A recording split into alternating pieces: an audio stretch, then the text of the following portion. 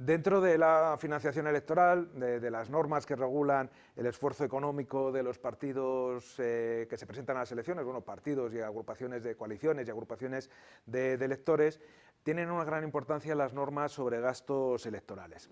En primer lugar, porque la legislación electoral española tiene en este punto una finalidad limitadora.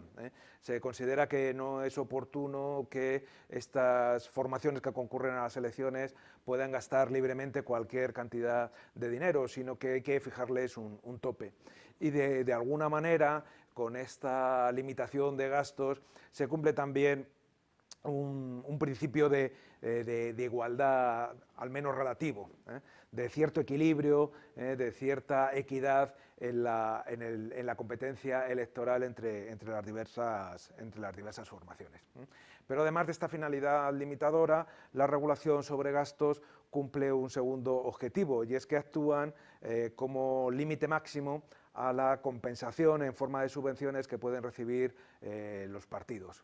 Estas tienen un carácter compensatorio, las subvenciones tienen un carácter compensatorio y por tanto solamente se les va a retribuir en la medida en que son capaces las formaciones políticas de acreditar que han incurrido en determinados gastos con ocasión de ese proceso electoral.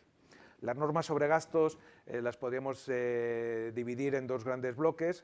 Las normas que definen qué es gasto electoral, el concepto o la definición de gasto electoral, que atiende a dos criterios. Un criterio temporal, son gastos electorales los que se realizan no en el periodo estricto de campaña electoral, que es muy breve, 15 días justo antes de la votación, sino a lo largo de todo el periodo electoral, desde que se convocan las elecciones. Además de este criterio temporal, hay un criterio material, hay una serie de conceptos de gasto electoral, si bien tienen un carácter relativamente abierto. ¿Por qué? Porque la ley electoral se refiere a algunos conceptos no demasiado problemáticos. ¿Qué son gastos electorales? Pues los relacionados con propaganda y publicidad electoral, los relacionados con envíos electorales, con transporte, con contratación de personal específicamente para el proceso electoral o alquiler de locales. Pero dice la ley que cualquier otro que se realice con ocasión del proceso electoral también se va a considerar gasto electoral. Es abierto pero no completamente indefinido, porque, por ejemplo, muy recientemente la Junta Electoral Central y el Tribunal de Cuentas han determinado que la realización de encuestas sobre intención del voto no se puede computar a estos efectos como gasto electoral. El segundo bloque de normas sobre gastos es aquel que permite establecer cuál es el límite de gastos que tienen las formaciones que concurren a un proceso electoral. Para calcularlo, inicialmente se tiene en cuenta una cantidad fijada legalmente que hay que multiplicar por el número de habitantes que tiene las circunscripciones en las que concurre cada formación electoral. Esta cantidad, que es diferente para cada proceso electoral y que hay que actualizar conforme al incremento del índice de precios al consumo, puede tener como consecuencia que formaciones políticas que concurren al mismo proceso electoral, pero que no se presentan en el mismo número de circunscripciones electorales, puedan tener un límite de gastos diferentes. Fijado así este límite global o general, la ley establece además límites específicos.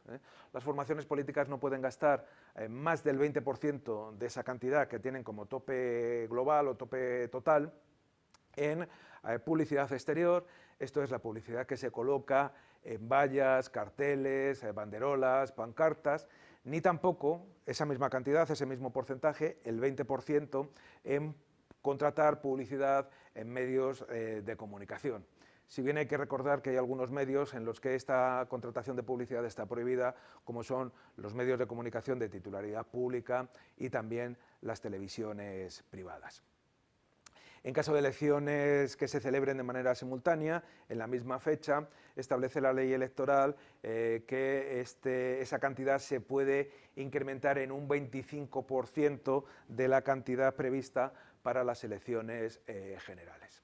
Y por último, por lo que se refiere a la determinación del límite de gastos, cuando existe subvención por envíos electorales y las formaciones políticas cumplen los requisitos para recibir efectivamente dicha subvención, la cantidad que hayan destinado a realizar tales envíos no ha de computarse para comprobar si han rebasado o no ese límite de gastos.